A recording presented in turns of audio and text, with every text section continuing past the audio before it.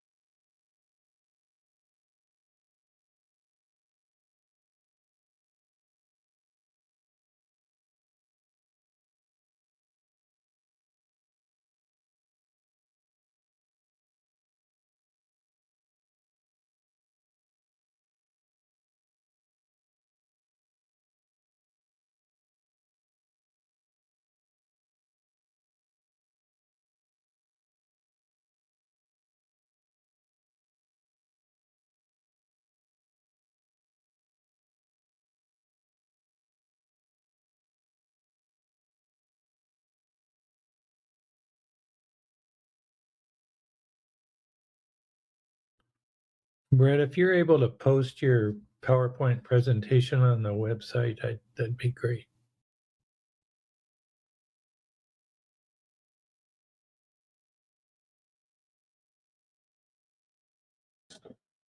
Okay, I'll work on that. It'll take a little bit, but I'll do that.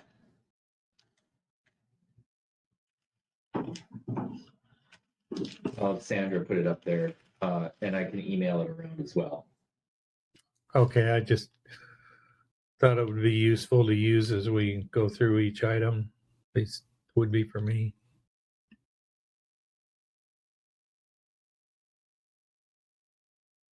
Okay, sounds good.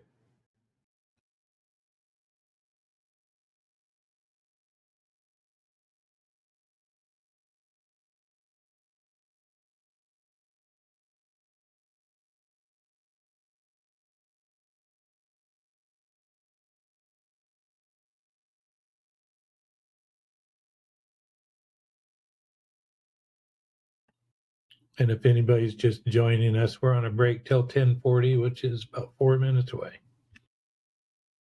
Hey, Phil, this is Ryan. Just testing. You can hear me? Yep, sound good, Ryan. Okay, thanks.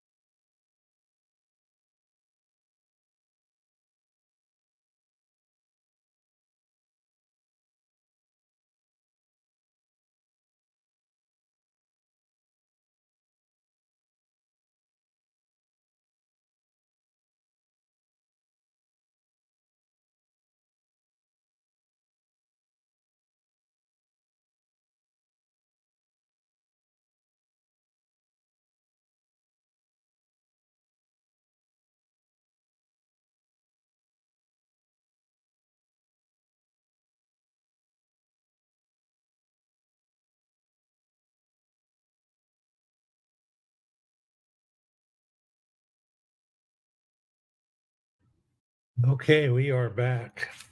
Got 10:40 here and cloudy downtown. Well, not downtown, but Westport. So we'll reconvene our meeting here. And we had just received the report from Pacific States on their cost analysis. And so we're now moving to agenda item D, which is review and discuss National Marine Fisheries Service list of questions and business rules analysis. So I'm pleased to turn it over to Ryan Wolf. Welcome, Ryan. Thank you. And thanks everyone. So I'm going to walk through the document that Brett has on the screen. I'm going to go through all of this pretty relatively briefly first, and then we can open it up to clarifying questions or any other comments or questions from folks. So I put this in the order of just the way the regulatory changes were proposed in the last GEMPAC report in November. So there's no intent behind the ordering here other than just it was matching those at the time, which now have kind of different forms in the alternatives or different numbers in the alternatives Brett has shown.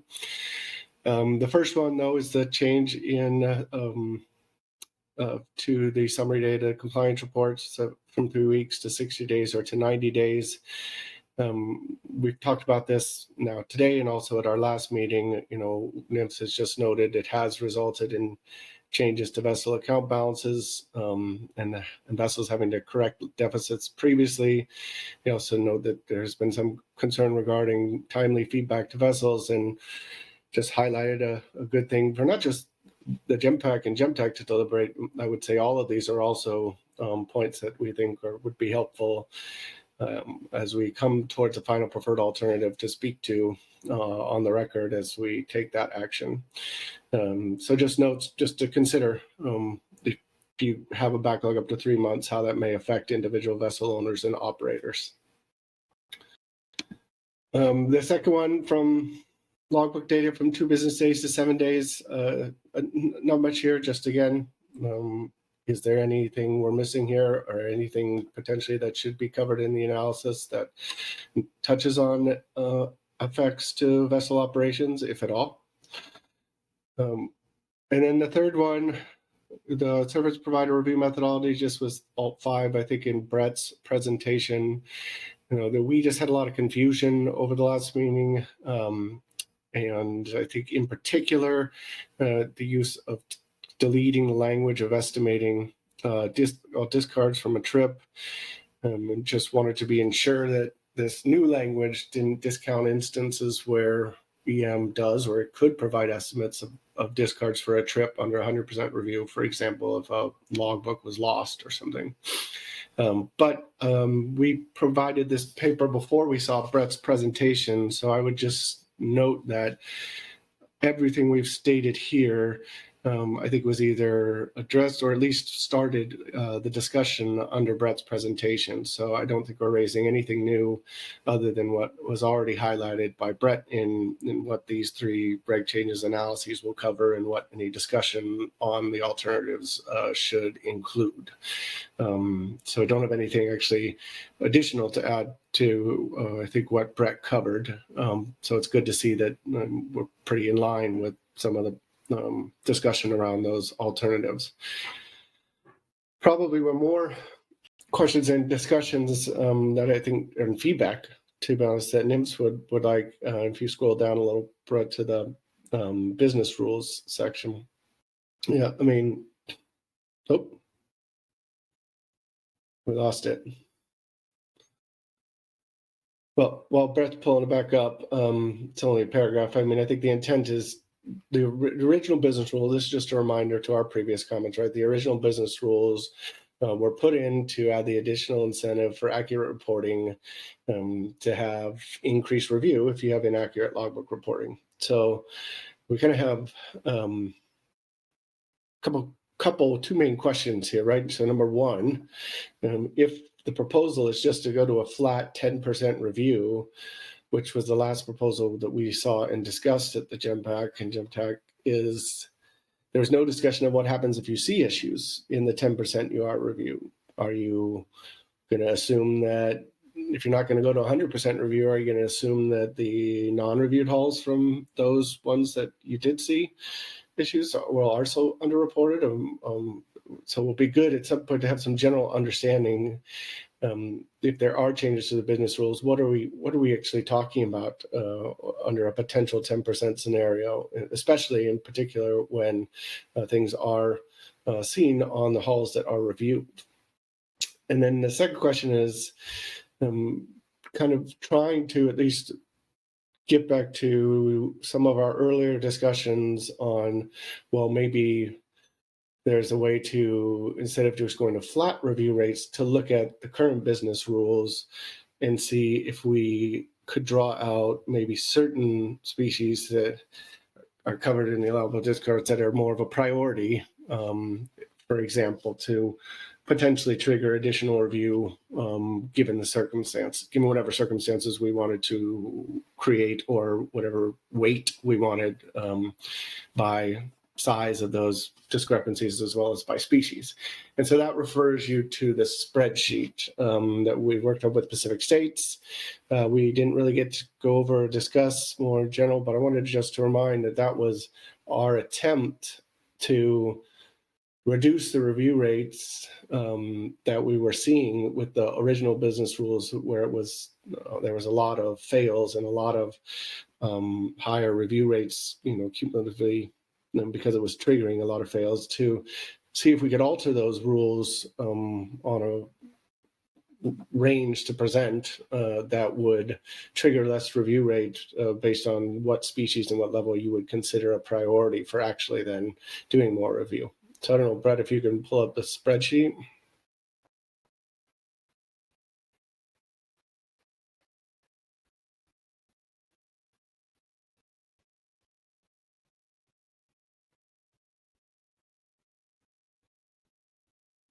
So this is the first, the patch rate. So we ran 4 scenarios, and you could see, maybe go to the scenarios tab first.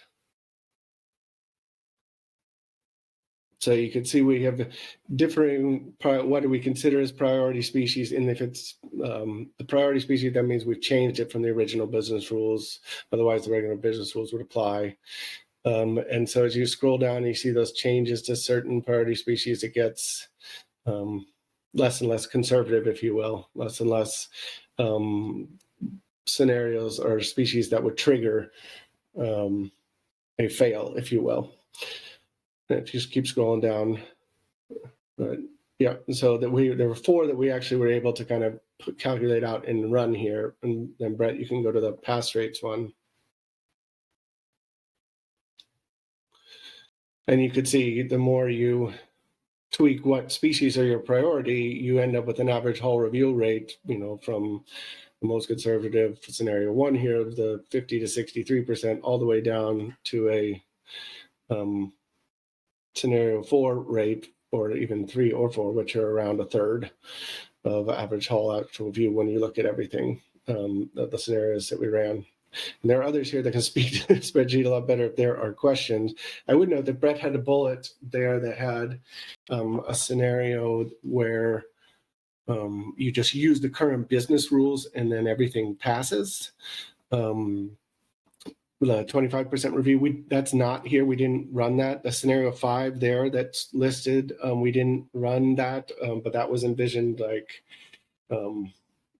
something where you would only see a fail. The last one, which we didn't get to run, you might only see a fail if the logbooks weren't underestimated by more than 100% or 20%, some real large discrepancy, which we found when we ran all those simulations was incredibly rare. And so we did anticipate that would be closer to what would be a similar scenario to what Brett had put forward, which is basically the current business rules with no failures. So that's again, this is just for information. This was just our attempt. I'm not trying to necessarily guide or say this. If we go back to the document, I mean, we're really asking 2 questions. One, if you're really trying to get towards a potential GEMPAC recommendation that says we want to go to a flat 10% review, what does that mean for times when you are seeing in the 10% reviewing some issues. So that's question number one. And then two, so if that's the case, then we have an understanding that is there, or I guess maybe it's an and or, is there specific scenarios, priority species, or other instances that we could identify where it is generally understood that if that was seen, well, then some additional review or aspects would be undertaken for all the reasons that we lay out, both from an incentive purpose, but also addressing the issue. So that's my overall summary, and I'm happy to take any questions. And I think I've got some folks here also on the call too, if who can chime in as needed.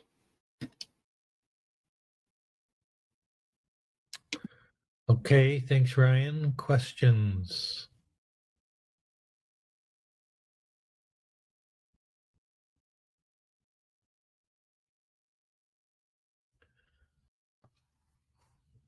I am not seeing any.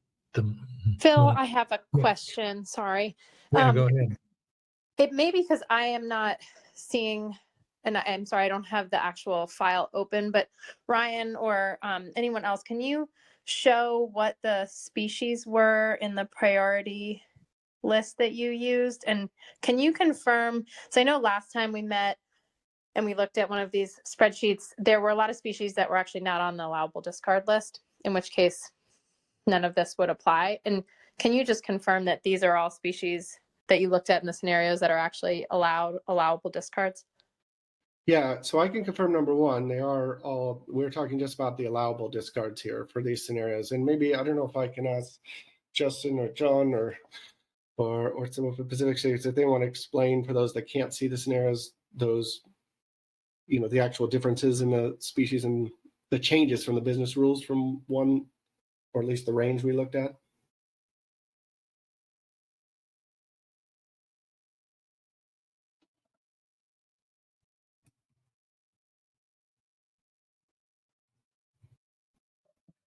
Hey, this is Justin. Can you all hear me? Yep, go ahead, Justin. So, and I'm sorry, I'm having to refresh, excuse me, my memory on these. I think Brett has the scenarios list up, right? So, Kate, what we're looking at is, you know, some of these priority rules and non-priority rules. And so, for example, yellow eye is considered a, you know, a non-allowable discard. But you know, the difference here would be whether or not, you know, the estimation of pounds is something that would trigger additional review. And I think more directly what we were hoping for was a scenario 5, which we didn't get to. And that was down on the year pass range. So the first tab, Brett, kind of at the bottom, which we didn't run, which is really, what if we only looked at what would trigger review would be non-allowable discard. So essentially that scenario 4, where you have pretty high thresholds on your allowable discards, and then for a non-allowable discards, would that trigger an automatic 100% review, or would you do something else with that? Which we just don't have here. But I don't know if that kind of helps with your question. Yeah, I mean, it's still concerning because these species are all species that are not on the allowable discard list. So if they were discarded, the trip would be flagged and there would be no need to have business rules applied because it's a non-allowable discard. And you wouldn't need to estimate the discards necessarily just from the video review because the whole trip is going to get flagged. And I think using these in the scenario for a business rules assessment is a little strange when they're not actually allowable discards, and the only species that we would be looking at for allowable discards, which would trigger the actual business rules we'd be discussing, would be the 6 or 7 that are on the list. So I feel like this is the same challenge we had last time.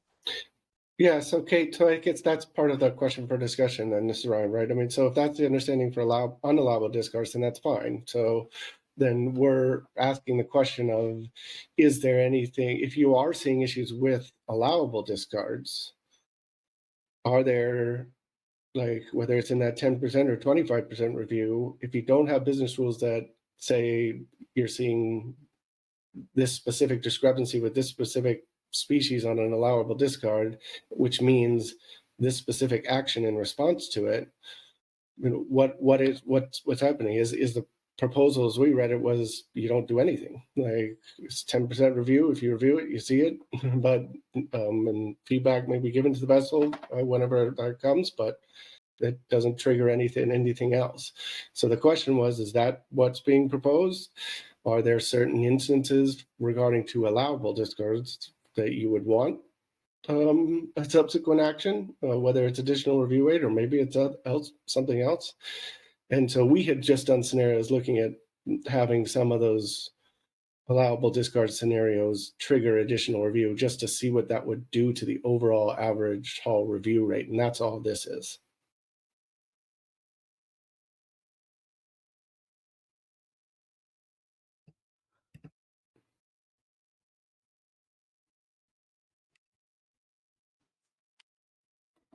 Thanks for that, Ryan. I know there's probably other questions here, so I'll turn it over, and I think I'm going to go back and look at the actual proposed guidelines. I think the challenge here is that the manual is not in regs, and so the alternatives that we're talking about and everything that we're looking at in terms of analysis today is all based on the regulatory changes, and the questions that you're raising are all in the manual. And I think those are important questions. We need to figure them out, but they're not necessarily going to be covered in any of the analysis. So I will. Yeah, that's a good point. I mean, I think we are looking to put forward some analysis on this because to help support kind of NIMS's action for the record. I think it's a little different, right? Probably than the specific analyses on the alternatives for the reg changes. But I think the anticipation is that if the council, there's one thing for the council to take final preferred alternative on the reg changes and the analysis to support that.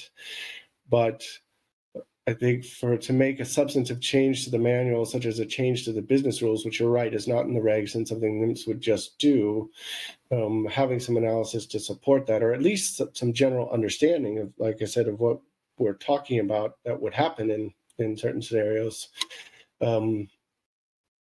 is what NIMS, I think, would need to make that change to the manual. But I think both can be accomplished, the reg changes and potential business rules or manual changes, based on where we go with this and what council discussion March. I believe the SITSM for the March meeting will allow recommendations to NIMS on the manual, but also then a final preferred alternative from the council on the reg changes. So that's why we're raising this now, because if that is the case, we wanted to have some discussion on what might be coming to us as a business rule or manual change. Got it. Okay, I might have been under the wrong impression that we were going to talk about manual changes and other guidelines and those sort of components at the June meeting. But Brett, maybe you can confirm what we'll actually be doing. So maybe that's a good point, and I was going to save that to later. I probably should have noted. Let me tell you a little bit about where we didn't put this in our list, and then I know there's other hands up, but this might help frame, I think, this important clarification. So we have in our current regs a requirement for the applications to go out by June 1st, and for us to put the notice out 90 days before, which is roughly March 1st or so, basically right before the council meeting. That is the time we would normally post the manual online. So this is for 2024 year. So that's kind of where while it's an iterative document and something NIMS can change every year, we could discuss the manual and some of these changes in June. But you would be on a to impact the actual manual and the implementation of it. I'd have to see how that might work from June and then thereafter. I guess if you're not changing things specific to the applicants, but anyway, I have to do some more thought about that, but that's some of the timing hurdles that we're still struggling with. And this was the first time I had seen the proposal to look at the manual in June this morning, so. Okay. Heather's Well, next. maybe I could just quick respond to Kate's and then Ryan seeing that for the first time. I was trying to compartmentalize, of course, the action for March on the alternatives and then start that conversation or actually continue this conversation on these issues that have been, vetted in November and then coming back again here. I figured we would want to talk about some of these issues now, and try to give some guidance to NIMS or indicate via the council to NIMS what the desire is of the GEMPAC and potential changes to the EM manual. And then in June, kind of have a check-in on where we at with all these things. And it's been challenging to say the least, right? Because of the timeline that's needed. And it's very truncated. That's why we were trying to really push hard early, back in November and through the summer to try to get some of this information down on paper and push forward and get some action before we got all the way to March of this year. So we are where we are, and we'll do what we can to provide as updated information the best we can in March, and then figure out from there in June. But we do need to give some strong guidance, I think, out of the GEMPAC via the council to NIMS on what the desire is here regarding those business rules. They've been swirling around for quite some time. I think we're still trying to get a focus on what the issues are at hand and what the desire is for those business rules and review. Okay, over to you, Heather. Thanks, Phil. So I have a couple questions and a comment. My first question is, what do specific states do now if something is seen discarded that's not on the discard list?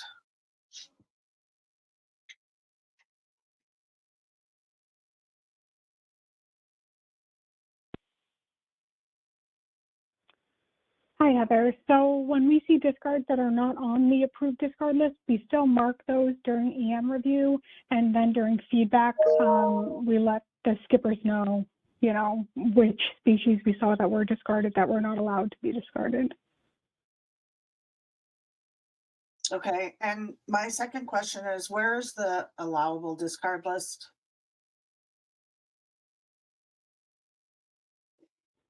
It is currently in the vessel monitoring plans. So it would be the same for everybody in bottom trawl, for example. That would be the same in each vessel monitoring plan. Yes. Okay.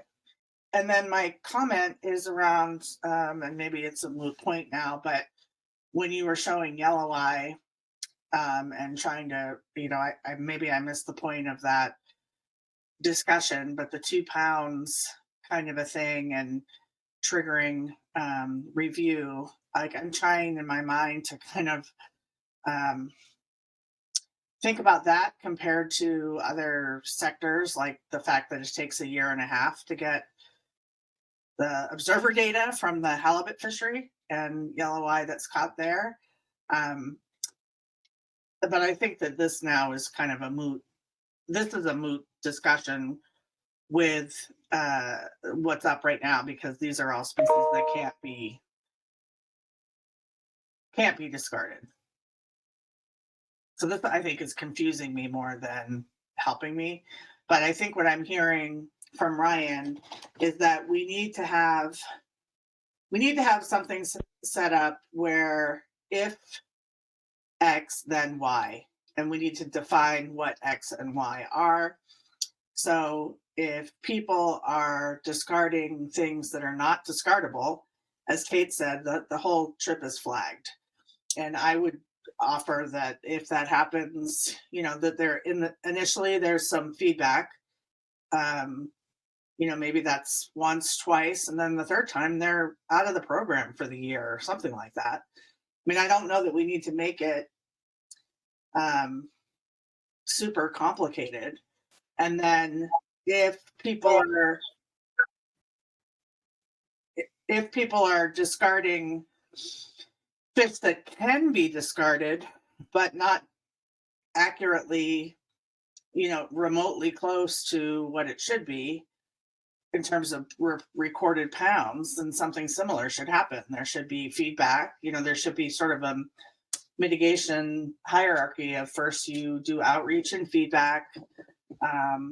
If it happens again, you do that again, and the third time they're out of the program or something like that. I mean, this is a voluntary program. People that can't play by the rules can take observers, but we need to create rules that are realistic and not, so difficult that they cause either confusion or which could backfire, or are just completely unrealistic in terms of being based in reality, I guess. So that's kind of where I'm at. Phil, could I respond? Yep, I saw your hand. I was going there next. Go ahead. Thanks. Heather, thank you so much. That's exactly the intent here, right? So, and Brett, you can stop sharing the spreadsheet. The purpose here wasn't to drill into these exact numbers. This was more of a reminder, right, that we had just looked at some of the existing business and tried to tweak it and see if that changed the priority levels, and just to see how it affected the review rate. But Heather, you were 100% correct. I mean, that's what the feedback we're looking for, and what this really is about. If X, then Y. Like, it's some basic understanding. I'm not and very open to what those X's and Y's are, right? And I think you gave some very good examples. And I think as long as there's some general understanding on that, that helps us from a perspective of understanding how the program would be implemented, or at least a common understanding for those that are in the program, right, of how we would react if certain instances were seen in the halls that were reviewed. So that's the exact kind of feedback I was trying to elicit. So thanks. Okay, thanks, Ryan. Phil, can I have a follow-up? Sorry, this is Heather. Yep. So is that something that this group then can discuss between now or on Friday? Think about it between now and Friday and actually propose some suggestions, or is that? I was about to ask for volunteers to get together and put together a couple of scenarios, the if X then Y, having to do with non-allowable and allowable discards, and bring it back for discussion on Friday. Yeah, I mean, I'm happy to work with other EFP or other members of the committee to do that. I don't have a VMP in front of me, and I'd like to see the list of what's not allowed to be discarded and what is. So, Courtney or Justin, can you email that to me, please? Yeah, maybe we could just have them email it to Brett, and Brett could get it out to everybody. Or, because I'd like to see it too. So I'm wondering, just Lisa, I see your hand up. Maybe that's a hand up to No, volunteer. yeah. Thank you. My hand's been up, but I think Kate and Heather and this conversation that we just had pretty much addressed most of what I was going to say. I am happy to participate in the if this then that conversation. I think that's what we've been trying to get to all along. I did have questions about the spreadsheet that was up, but if that's going to be sort of dropped as far as I just didn't understand it in terms of, I know Ryan said a couple of times that there were scenarios run with allowable discards, but I haven't seen that. So if there's an analysis I'm missing that does have that with allowable discards, that would be great to see. The spreadsheet that was up on the screen was not allowable discards. So I was not matching what I was seeing with my eyes and what I was hearing with my ears. So if we can clear that up, that'd be great. And I think we've made progress. I'll just won't get in the way of it. We'll just keep going. Thank you. Okay, and I apologize, Lisa, for not seeing your hand. No worries. Before. So Justin, I see, is going to send the list to Brett, and then we'll have Brett send it out to folks. Thanks, Justin. I think Justin has a comment, Phil, too. If you don't mind. Yes. Thanks, Phil. Yeah, I think to Lisa's point, and sorry, you can hear me? Yeah, I can. I'm sorry, I didn't see you. Go ahead. Okay, great. Oh, no worries. This is a conversation that we had initially, and as Aileen may recall, the lift that we had originally with these scenarios, and something that we noticed while we were asking her to kind of run those simulations by tweaking the rules, was it was more straightforward for her to kind of tweak the rules that existed and just kind of mess with the levers a little bit, as opposed to kind of installing new rules, which would involve creating that list that we're all talking about, which is non-allowable discards would potentially trigger that full review. And then on the other side of it is, well, let's look at the species that are actually allowed to be discarded, and maybe play with those knobs a little bit.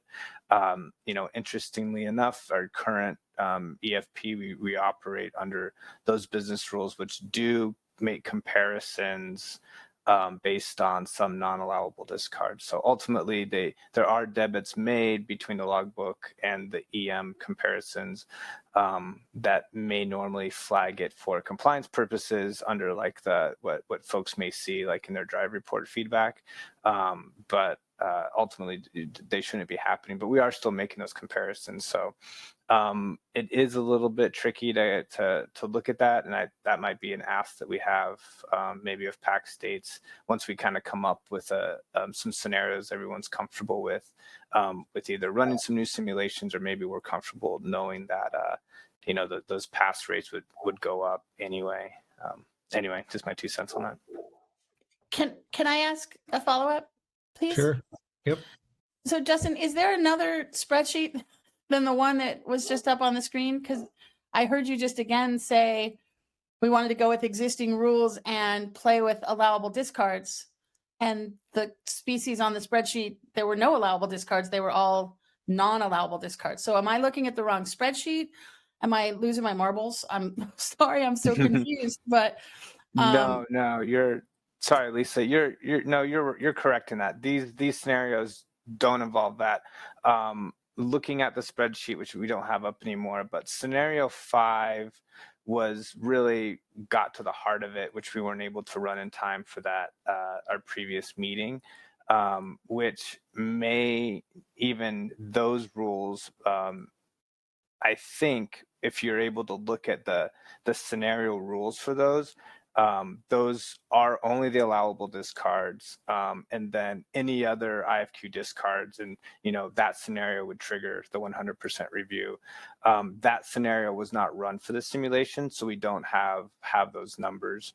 Okay, there you go, Brett. And then if you can look at just the scenario rules and revisions, I believe that's the tab that would show those criteria. Right, it's kind of hard to see what that all looks like. So this, what this does is show you our current business rules, which again includes some species that would be non-allowable, and it just changes that. So, for example, under the logbook less than EM, that revised group shows, I believe, these should be the allowable discards list. And I'm looking at our list right here, trying to make sure that follows through. It doesn't look like that one does either. So,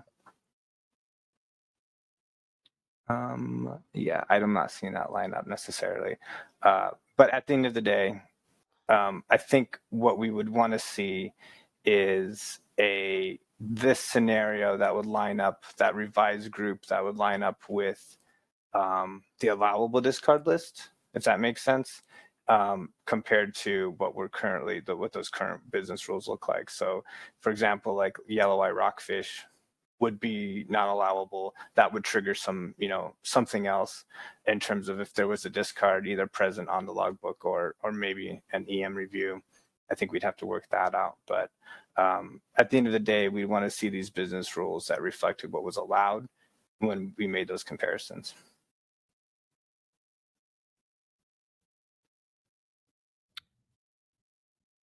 Okay, thanks. I'm sorry, Phil. So Yeah. that was table 1. And there's an allowable discards list there. I think, Brett, you need to scroll down to table 5, maybe. Right. Okay. So that's the list. So this scenario, if you can see that, would show where we would alter the current business rules, revise to reflect the actual allowable discard species list. So hopefully that makes more sense. Sorry for the confusion there. I'm trying to navigate Brett's screen and mine. So there you go. So these are the allowable discards list under the revised group. Under this scenario, any unallowable discards would potentially trigger that 100% review. Everything else is looking at a very relaxed version of making those comparisons. Under this flexible criteria, you're looking at what is it? If the logbook was less than EM by 20 pounds or 100%, which, I mean, I think Bob will recall, and based on the work he did and what we kind of tried to base this off of was, in general, those discarded pounds are very low. The number is pretty small. So we don't necessarily want to, if you're off by a couple pounds, should that trigger additional review? Probably not. And so under the revised business rules, you're looking at 100% difference before you would actually start looking at more review. So in general, if you're reviewing, let's say we did 10%, you're looking at 1 haul for a trip. It would have to be a pretty egregious error, which we don't see very often. So the assumption would be that you wouldn't be escalating to 100% review very often, solely looking at those allowable discards. So I'll stop there. Go ahead, Ryan. Yeah, so then, for example, and sorry for the confusion on this, this is helpful, and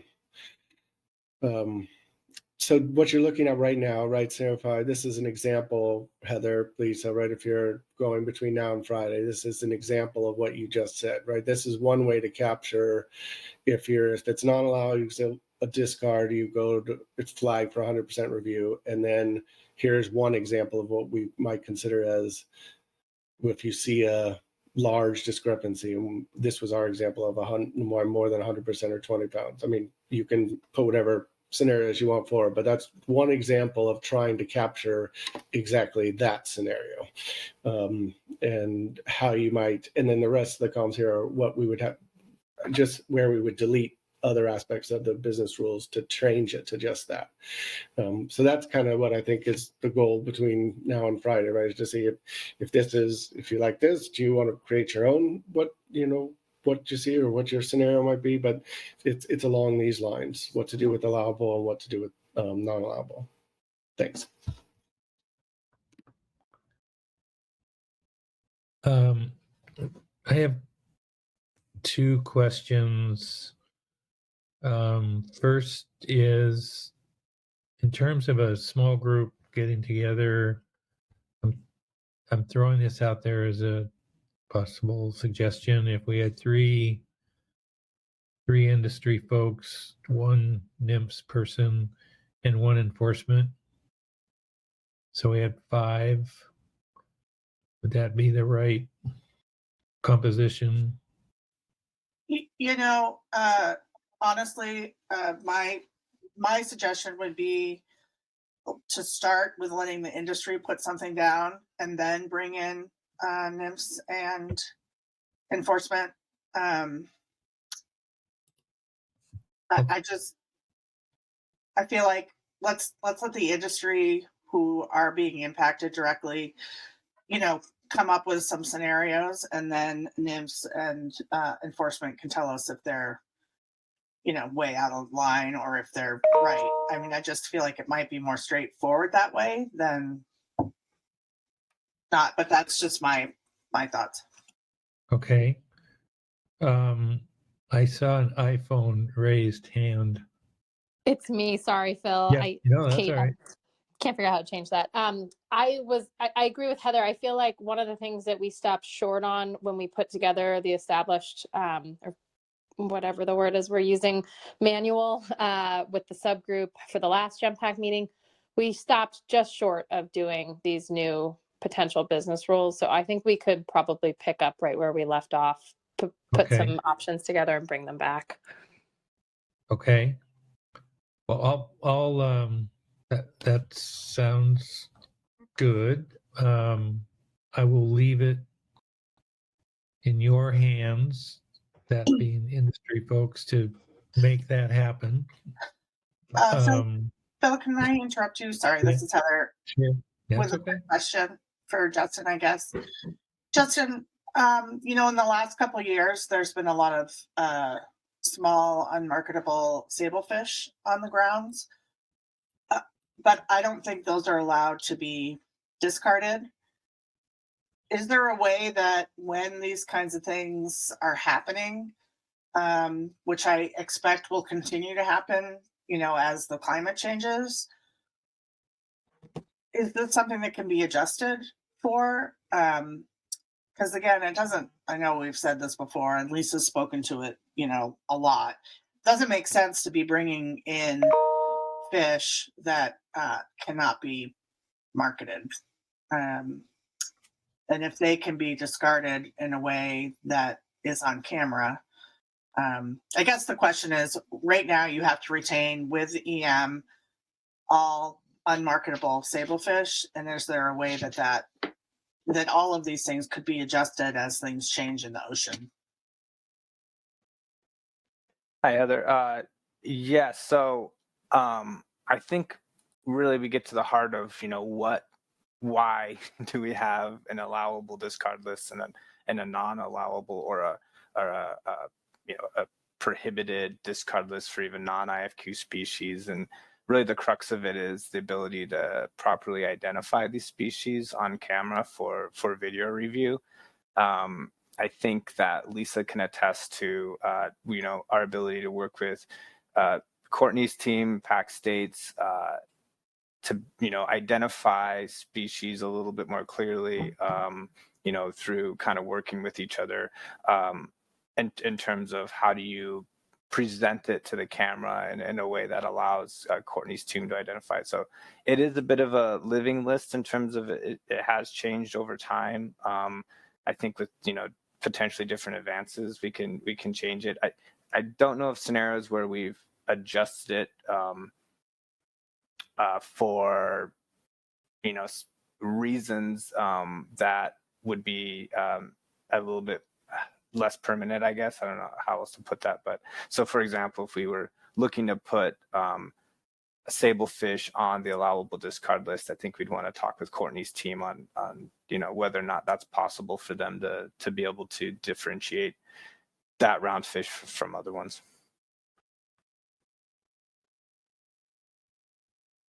Okay, thanks. Sorry, Phil. That's all right.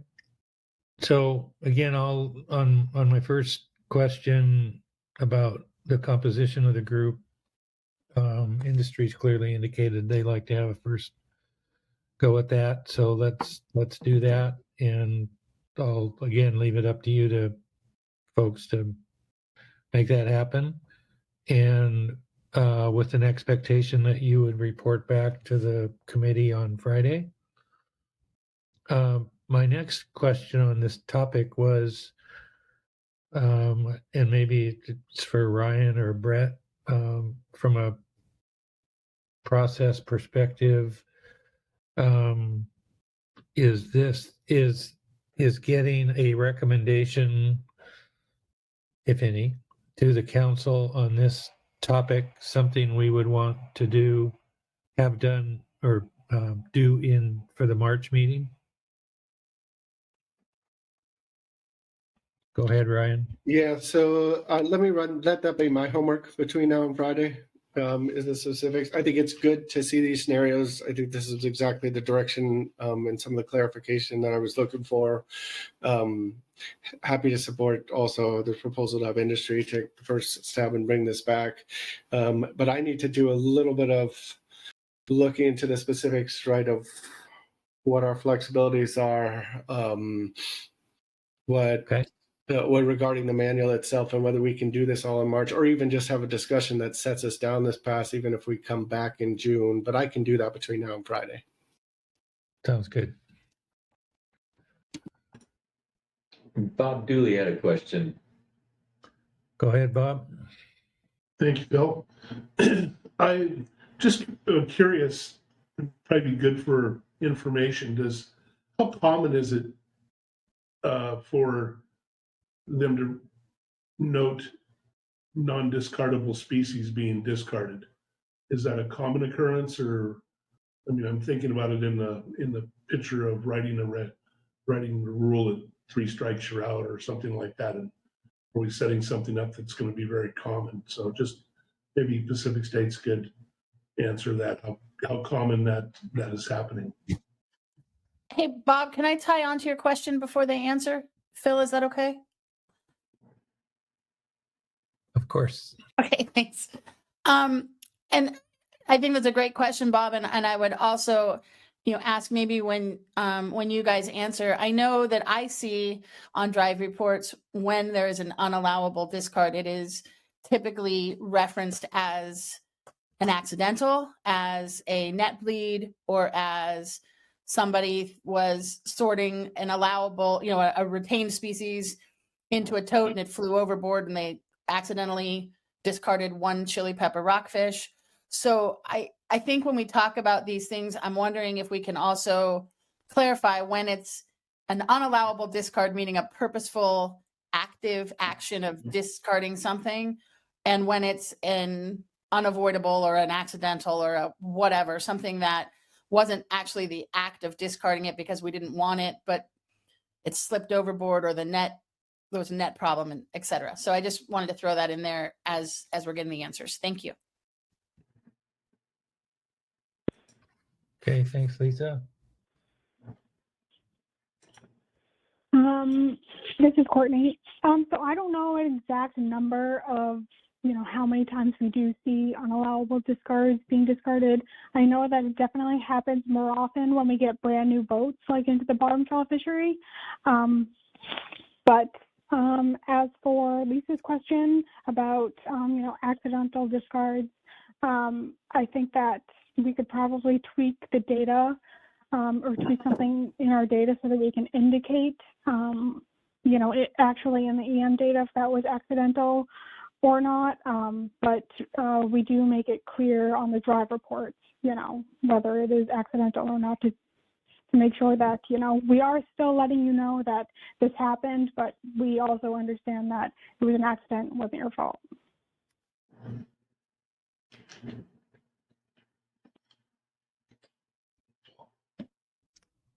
One follow-up, Phil, if I could. Yes. Go ahead. There's the net bleeds, or whatever you want to call them. Those typically are extrapolated, I believe, over the composition of your total catch. So it would include discards that are not allowable, but really not intentional or whatever. So it kind of extrapolates whatever you delivered. And I think I would hope that can be, not part of this rule if we do that.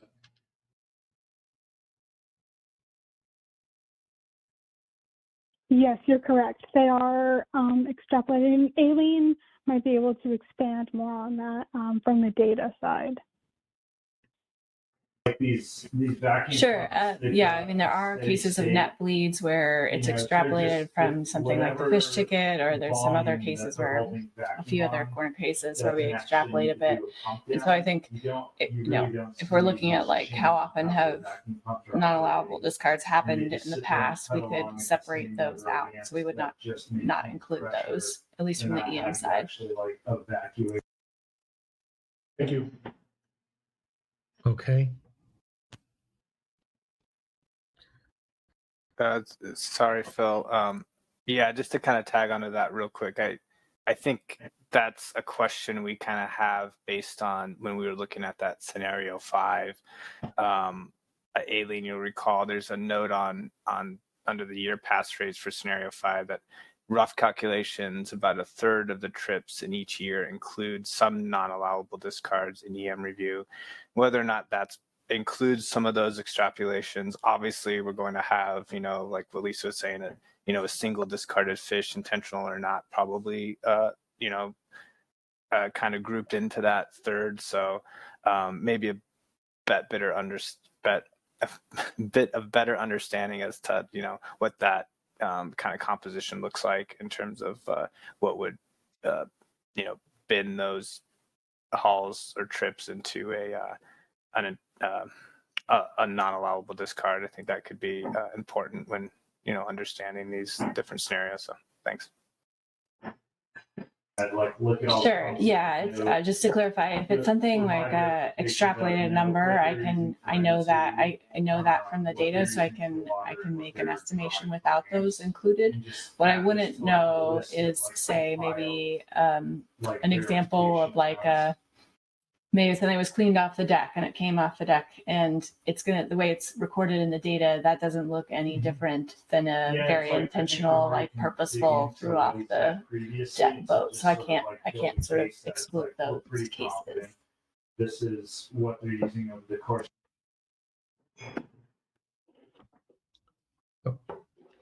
Okay.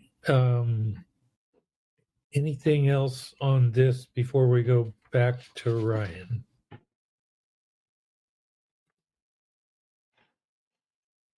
Okay.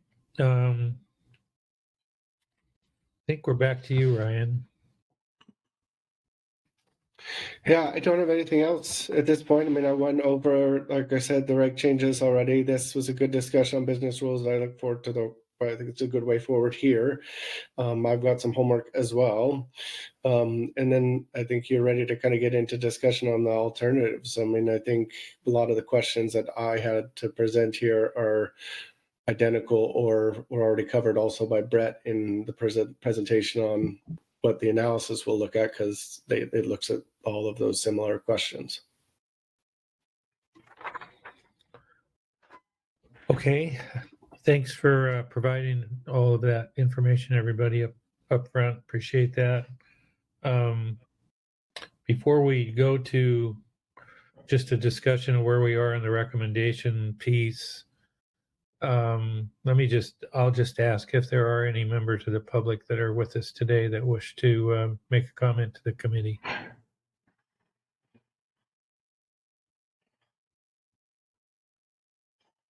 I'm not seeing any, so Brett, can I maybe I can turn it back to you just to kind of go through our list here. As far as the agenda? No, of just making sure we've got a good compilation of the alternatives where we need to make a recommend, or the desirable outcome would be to have the committee make a recommendation, so we have we're working off the same list. Sure. I mean, I would like to send out the PowerPoint here too, so people can have that to chew on as well. But I'm happy to put up the list of the alternatives if you want to go one by one on the screen and kind of have a discussion on that. Would that help? Yeah. Just okay. Yeah.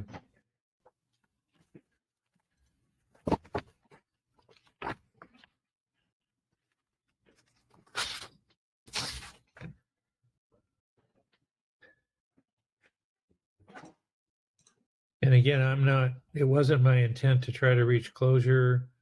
I just wanted to make sure that we had all of the topics identified, and if we had any additional discussion on them, that we could have it so that we could share any thoughts at this point in preparation for working our way through this list on Friday. Yeah, Phil, I'd like to see something on this particular slide that is reflective of what Andrew Torres had talked about. Brent and I met with Andrew and Greg Bush last week and talked about something between a week and 3 months. And so I'd like to see something that's more reflective of, the halfway mark, which is 6 weeks, if that's possible. Yeah, so what I'm hearing is a desire to add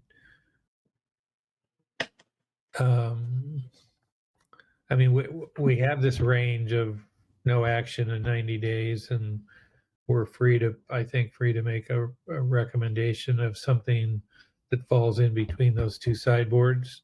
And what I'm hearing is as a result of some discussions that have occurred, the committee may want to have a recommendation that's between alt 1 and alt 2. And that's what I'm hearing. Is that right? Well, yes. If you'll just give me a second. So, I do think that the motivation here from OLE at NIMS is to make sure that any corrective action or outreach is done in a timely manner that keeps our boats from ending up with NOVAs and violations. What my response to that is, I like that idea. I mean, I think it's better to have outreach and corrective action versus being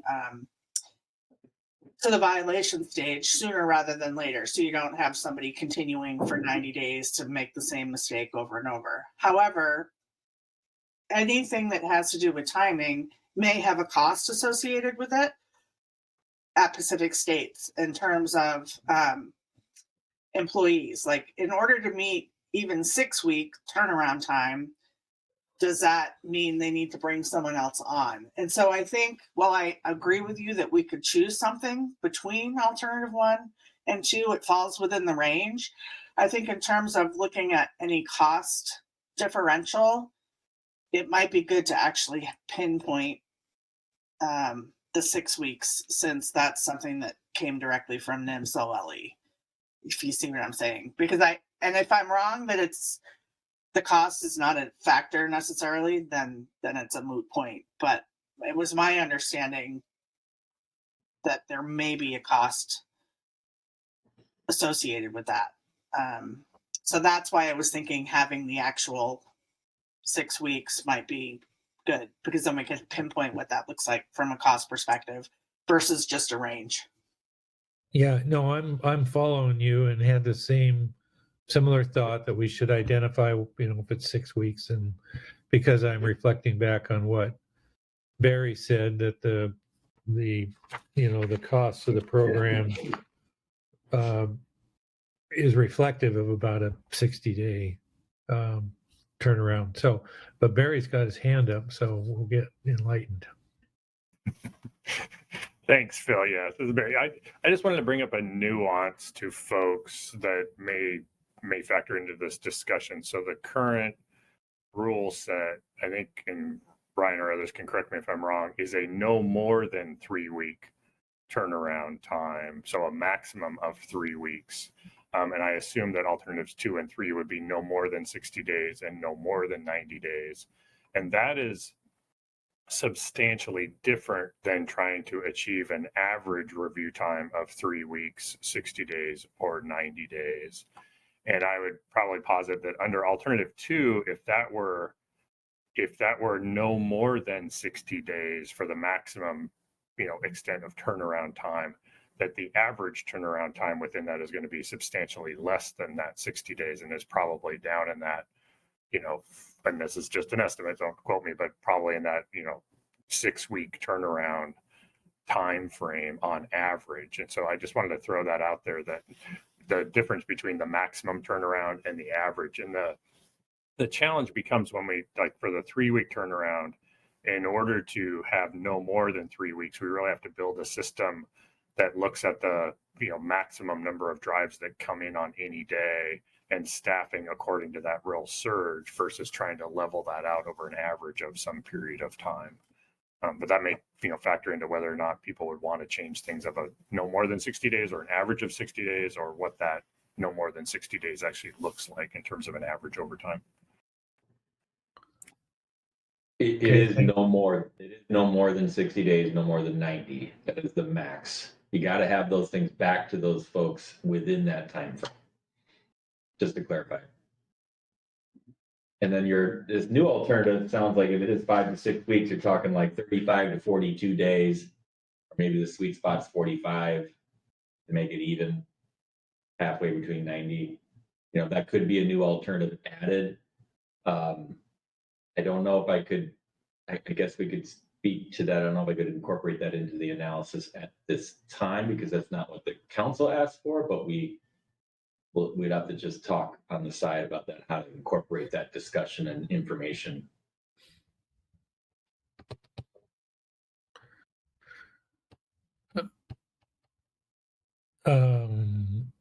Well, whether it's 45 or 42, probably doesn't matter much. But I think,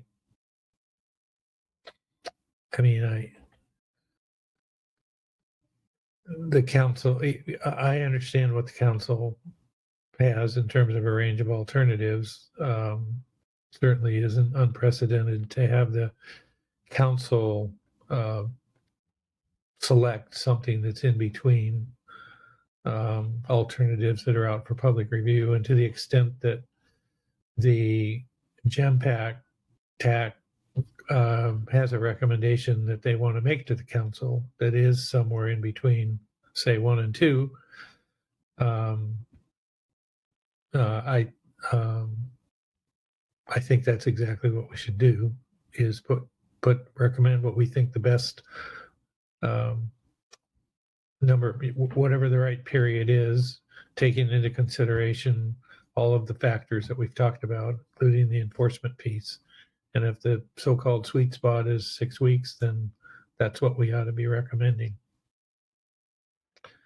So, just understanding that time is short between now and the briefing book deadline. But I don't know that there's I don't know what the analysis would be if you were going to pick between 60 and 45. That's pretty close. So, Barry. Yes, I agree with you, Bill. Okay. Yeah, so Phil and others, I guess my point would be, and I think for enforcement's consideration, that if we have to budget to achieve a no more than 60-day turnaround only in once or twice a year, or in very rare instances where you actually get a 60-day turnaround. In almost all instances, you're going to probably get that lower turnaround in that 4 to 6 week time period. So I just wanted to consider that alternative 2 may actually achieve, for the most part, what I think people are thinking about in a 6 week turnaround, without having to have another alternative that's no more than 45 days, which then you have to budget to actually will probably give you a much shorter, probably a 30-day turnaround. Yeah. Well, I'm thinking that at this point, I'll just throw this out there for a suggestion. Given we've had this discussion, there has been some dialogue between industry members and enforcement. They are, by and large, listening to this discussion, and maybe they would be willing to just circle back and have a follow-up discussion informed by what we've talked about here today. And on Friday, if we feel like we want to add something between 1 and 2, we can certainly do so at that time. I'm not anticipating we're going to have any additional analysis done in the next 3 days. So, Andrew, go ahead. Yeah, to clarify, so what was the review rate for the alternative 2? Was it 10%, based on a 10% review rate, or 25%? Well, I don't think that decision's been made yet. That's a separate decision. And I asked, for a clarification, because wouldn't that affect the cost ultimately? Not that, that's the thing that I had not, or I don't have a handle on right now.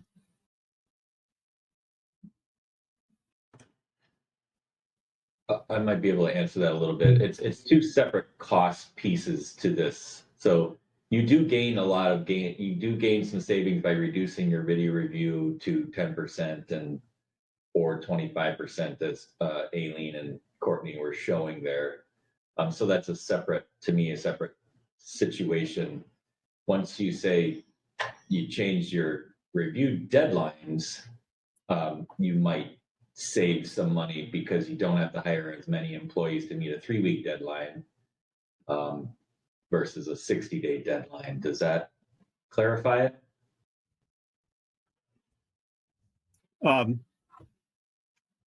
Kind of. Like I said, or I'm just thinking that.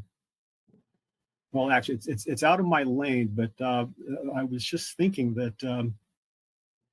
Getting back to that staffing, if it's reviewed no longer than 60 days, and at a 10% rate, aren't both of those considerations part of that analysis?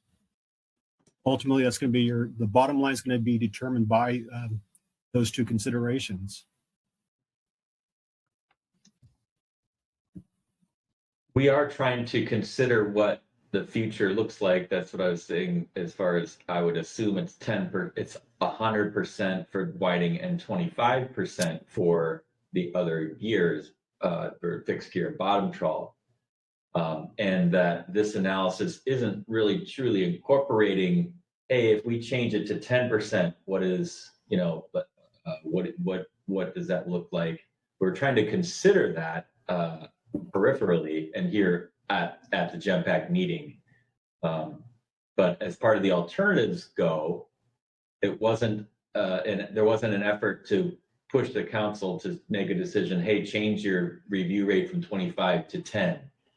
But we wanted to think about that anyway for any changes in the business rules in the future. So they're somewhat tied together. Understood. Yeah, just more of out of curiosity, because I thought they were kind of connected. So that's all. Thanks.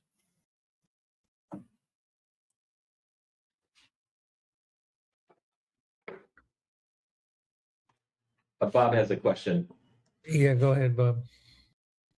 Yeah, Phil, I'm just thinking about this hard deadline and what happens if they miss it. What's obviously there's something going to happen. And then I'm also thinking of how we saw earlier, some things went out to long times. Was that due to like Pacific States not getting it done until then? Or was there something in the middle that they couldn't get a hold of the boat? It was back and forth and questions, and it caused that final summary report to be delayed. And I'm just trying to figure out if we're setting up a system that doesn't have any flex to it whatsoever because of other issues, that maybe we need to think about that. Well, I thought I heard I think it was from Courtney, that those longer extremes were at a point in time when they were having some real staffing issues. And that was the primary cause. That they have since resolved those. So, I thought that was the primary reason, and we're back. They're back to a point of having a semblance of stability in their staffing, and so, absent some other catastrophic thing coming along like a pandemic, we're in pretty good. I thought sounded to me like we're in pretty good shape. Thanks.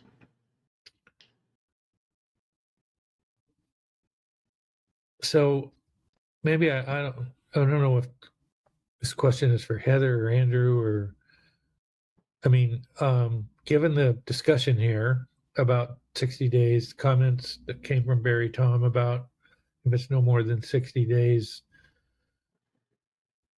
getting to a 6-week average is probably a reasonable thing to assume under that kind of a scenario. Do you want, are you still thinking we need to build in a 6-week or 45-day, whatever you want to use, sub alternative or additional alternative to this list? I would leave it up to you, Mr. Chairman, to decide what you think. You know, I just wanted to go on the record that thought it was a really helpful discussion with Andrew and Greg, and I think the motivation is genuine, and really just want to get at whether it's going to cost more or not, Okay. and what that cost looks like. So if it could be ferreted out with the information that's going to be provided with this list, that's okay. But at the same time, I'd also like to actually support what NIMS OLE is recommended. And I don't know how to do that if it's not, you know, I'm really linear, if it's not laid out as an option. So yeah, that's my thought. Okay.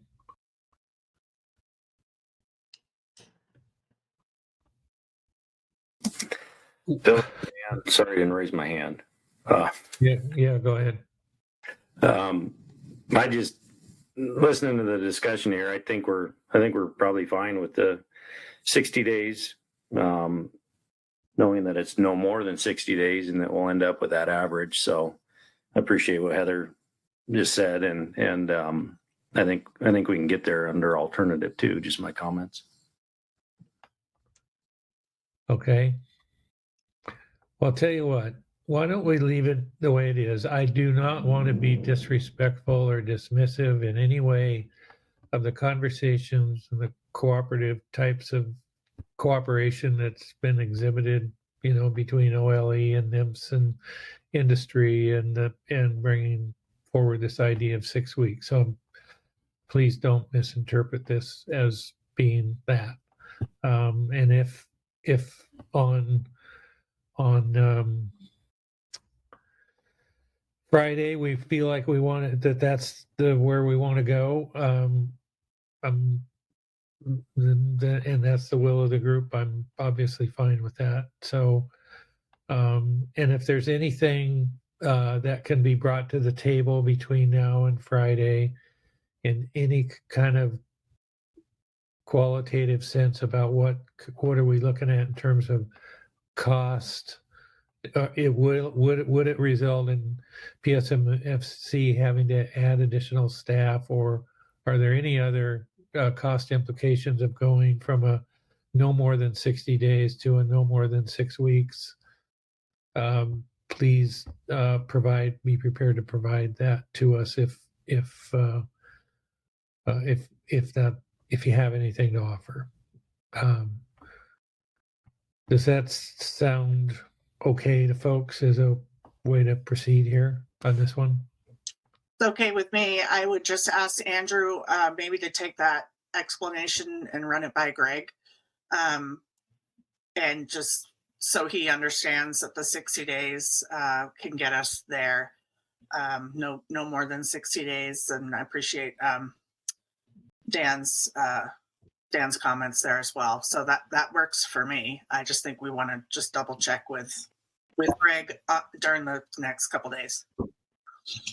Heather, yes, I will do that certainly. And again, this is all premised on pending input and concurrence from the EC. So I think Greg was that was important to Greg as well, that we have that conversation. So yeah, thank you for that. Okay. Thank you, Andrew. Thanks, Dan, Heather, everybody. Okay.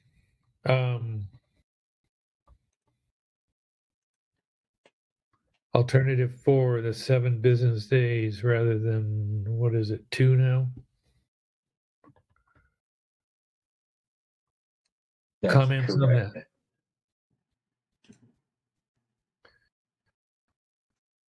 Are there people viewing that going to 7 days is a bad thing? Has negative consequences? I guess this is Heather. From my perspective, I look at all the reports that come out for whiting. It's not so much that people's logbooks are late, it's that their hard drives are always a day late. So I'm wondering why we're doing logbooks and not hard drives. So I'm just going to put that out there because the majority of things that I see are your hard drive was a day postmarked a day late when you sent it in, versus the logbook is just taking a picture of your logbook and emailing it. That's pretty easy as long as you have internet. And this is an issue up north in the North Pacific, but it shouldn't be an issue down here on the West Coast, I don't think. But I would look to Lisa and others to chime in if I'm wrong on that. Justin?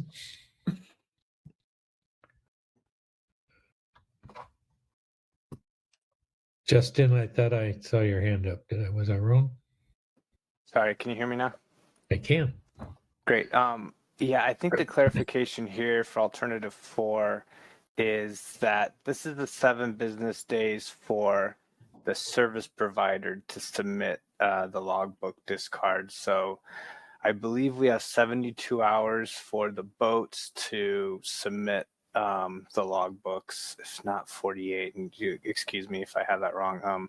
But this is for the provider to submit the logbooks once they've received them. So to annotate it, I think in the regs currently they had 48 hours to do so as well. And I believe it was Lisa and Kate's discussion with PAC states that 7 business days was a kind of more reasonable deadline that more closely aligned with how they're operating under the EFP. But correct me if I'm wrong. Sorry, I might have confused things then. I apologize. Yeah, this is Lisa. And I'm confused again. It feels like that's where I am today. So yeah, I think that there's a couple things. I wanted to ask about that 72 hours because at one point it was 24 and I think it expanded to 72, being that we currently, the vessels send that in just the picture as Heather said. So I don't think we need 7 days to send in a photo, but 24 hours was sometimes, depending on what was going on with, coming in and the boats and the offloading, what else they were doing, it could be a little tight. And then I do think there was a discussion at one point about, and this is a Courtney question, I think, or I think there was a question about when the logbook data is then sent into the vessel account system. Maybe I'm confusing things again. So I had a question alternative 4 about who is submitting logbooks to whom and what does that mean? Is that the photo? Is that after Pacific States currently gets our logbooks that we send a photo of, then they process that data and then they send those numbers into the vessel account system, to NIMS, and it's debited. So I think there's a few different things happening here. So I would want clarification, but on the question of the boat sending in their logbooks, if it's 72 hours, did that just change? Am I losing my mind? It was 24, right?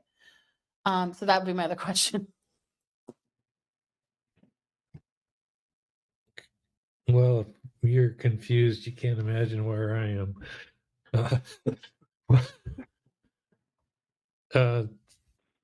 If I had a life ring, I'd throw it to somebody in hopes that they would, or maybe I would hope somebody has a life ring to throw to me. Maybe that's it. What? Phil, this is Kate. I don't know if I have. Go ahead. I don't have the life ring. I'm sorry, but I think, and Justin might be able to confirm this, but it was 24 hours. One of the past rules, whether it was the bottom trawl rule or the cleanup rule, shifted it to 72. And then in our proposal from the subgroup at the last GEMPAC meeting, we included the 7 days. So I think that's the pattern that we've gone. Okay. So could you repeat one more time? The 7 days is for what? The 7 days, as I'm reading it, is for the logbooks. And I'm just checking our actual manual right now to see that that is what is actually listed here. And it appears that that's what we included. Yeah, you have 48 hours before each trip. Yeah, I think that's correct. Okay. Yep, Just within 7 business days, submit. Oh, actually, Phil, let me take yes. that back. Okay. Let me read this out so that everyone hears it. So it says, the established provider or Pacific States would enter the logbook data and submit it to the NIMS vessel account within 7 business days from receipt of the logbook data from the vessel. So that 7 business days was not focused on the receipt of the actual picture of the logbook that we are currently sending to Pacific States. It's the entry of the logbook data to the vessel account system. There you go. I Yes, bet that's Kate, what, that was my recollection too. Because I think that's what it is now. And I think that's why we put that number, that date in there, because I think that's pretty consistent with current practices. So Courtney can clarify. Sorry to jump in there, but I No, thought that's that was right. what it was. Justin, you had your hand up. Were you going to confirm what we just talked about? Yep, Kate's on it. You guys are Okay. good to go now. I think Oh, we're good. on the same page with that Oh. that timeline on submission. So thanks. All right. So after all that, we're all good with 7 days, right? In alternative 4. John Corbin. So now I'm confused. I think Lisa is passing this around, but does that mean that alternative 4, 7 business days is basically status quo?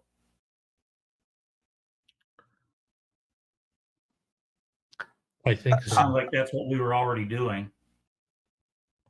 Yeah, sorry, I'll jump in here real quick. Yeah, John, go ahead. that's correct. That's how PAC States is currently basically operating. I think their average, it's either average or maybe that's their max time of once they receive the logbook information from the vessels of keep punching that in and then submitting it to ultimately go into the system for debiting the accounts. In the regs, we had that tighter deadline, but I think this is something that came out with discussions with PAC States. So it's pretty much status quo from how we're operating under the EFP, not necessarily how the regs are set up currently. Okay. Right, I think the regs say 72 hours to submit the logbooks, right? I might have it wrong in my PowerPoint, but currently it's 72 hours. We changed it from 24 to 72, or did we just establish 72 in those recent cleanup regs? I think we just established 72 and then to submit those logbooks into the vessel account system. It's separate from what the rules of 48 hours to submit logbooks.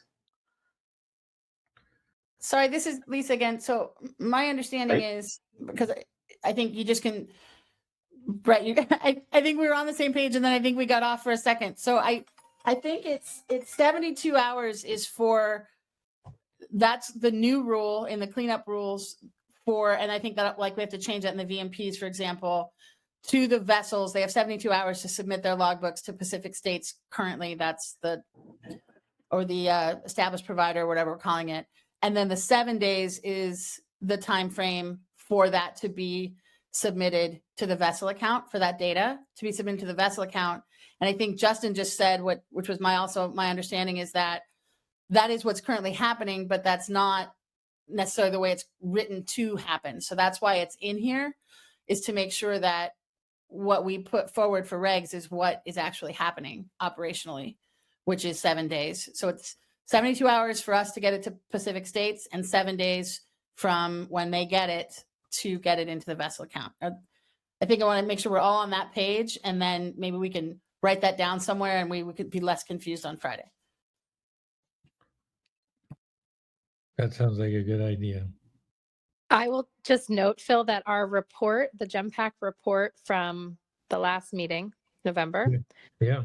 in number 2 in that report, we have the actual regulatory language 660 603M5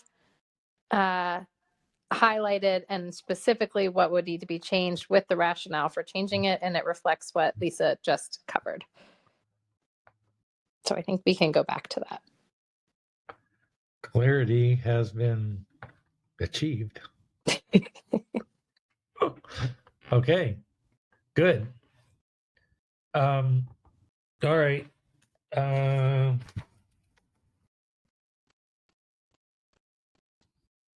So I know at least one and maybe more folks had figured that we were going to take the noon hour off for lunch, and some had scheduled other things during that time frame, anticipating that.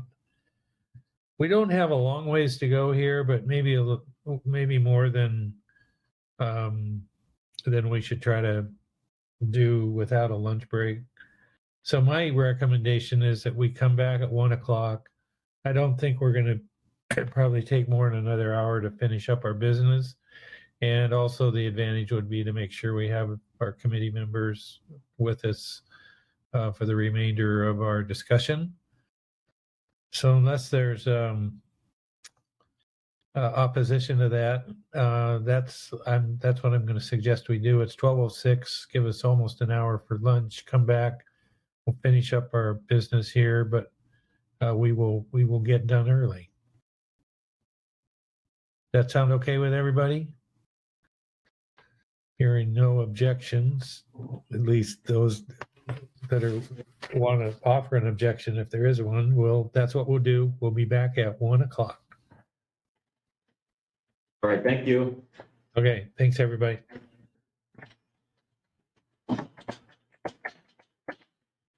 Hey. That quick.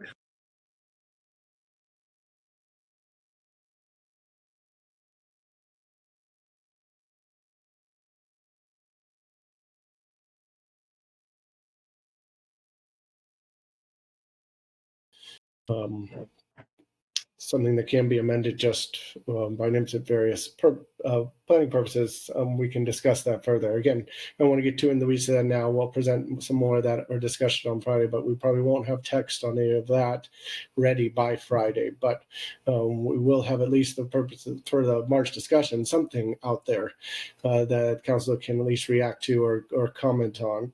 And by the time we have that, we'll also have a better understanding at what next steps might be, what could you use a June meeting for, if at all, et cetera. But I don't think that'll come into clarity probably, until we get closer to the March meeting regarding your comment, Brett, on the June agenda yet.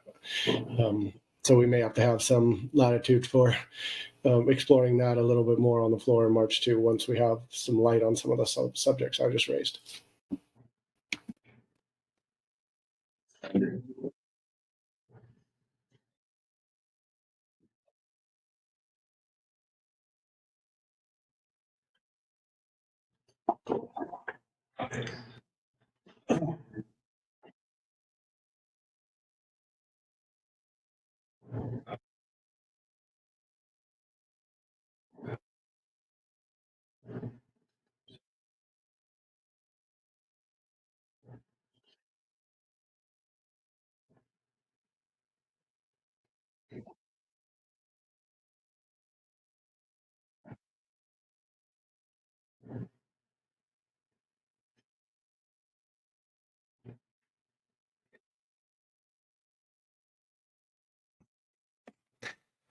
Sorry, with all this extra time, I thought I'd try to clarify or maybe ask the committee here for this. If I could go back to, before we leave this meeting, the video review. And as the committee's looking at at this a little bit closer. I just some thoughts from one EC perspective is I'm still looking at 25%, 25% versus 10% and the roughly $30 it looks like between the two on bottom trawl. As a committee looks at ways to deal with that, could they look at possibly a scale of some sort of I'm going to use the term loosely here, violations. And if there's violations, we start at 25%. And if there's violations, then that stays there.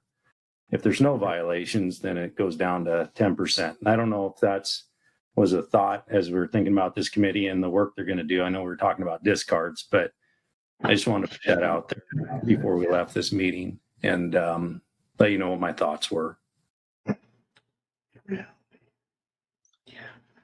Phil, can I ask a question?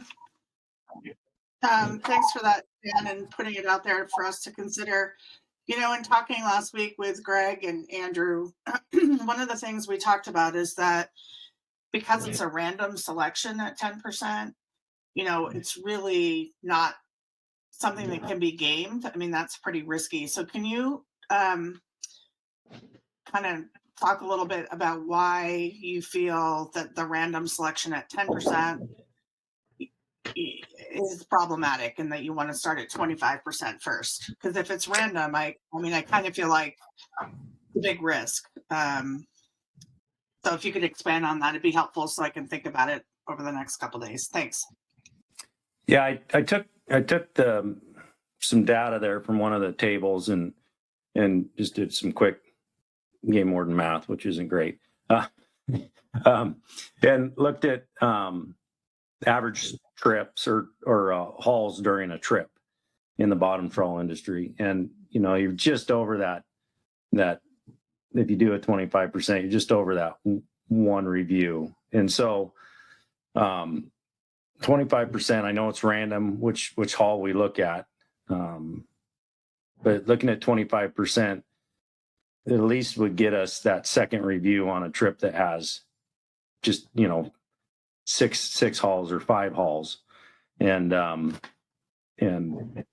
I would feel more comfortable as an enforcement knowing that we're looking at that data and making sure that the logs are accurate there. And if they are great, 10% it. If not, then we stay where we're at and we keep watching what's happening there.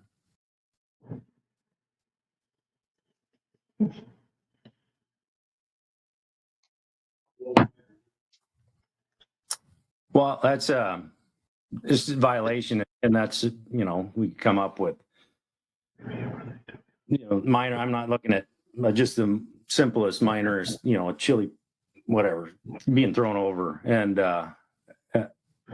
one fish. No, I'm not looking at that. I'm looking at this boat has a pattern of violations here, and we want to keep this at 25%, and just make sure that we have the proper oversight and we're ensuring the accountability there. So, and I get that most of the times we are seeing over 25% review rate. I completely understand that, and I know that most of the time we're there, but I just want the group to be, I guess, thinking of my thoughts here, and I don't have a clear direction on how to deal with it. I just, as the committee's working through this, want to know what I'm going to be kind of looking at and scrutinizing, which we did last council meeting.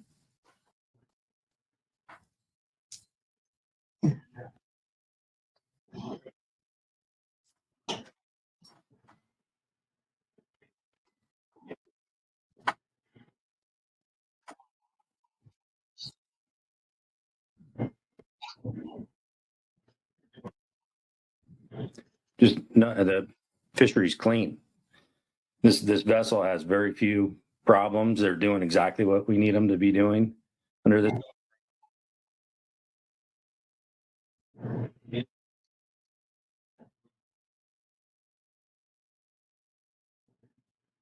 Sure. Well, maybe. Well, if at 10% it continues on, that there's everything looks good, yeah, absolutely. Definitely want to advise good behavior. Might be a way to do it.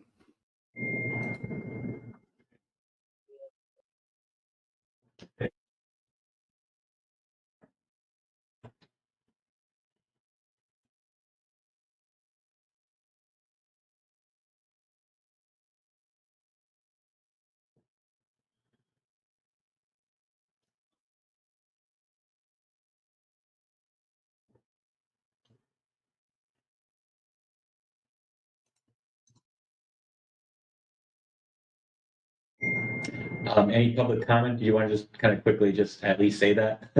Just for the record? Okay, great. Okay, that's for anything. Got it. Thank you. I missed that. Thanks, Phil. Thanks, Phil. Thanks. Thank you very much. Thank you.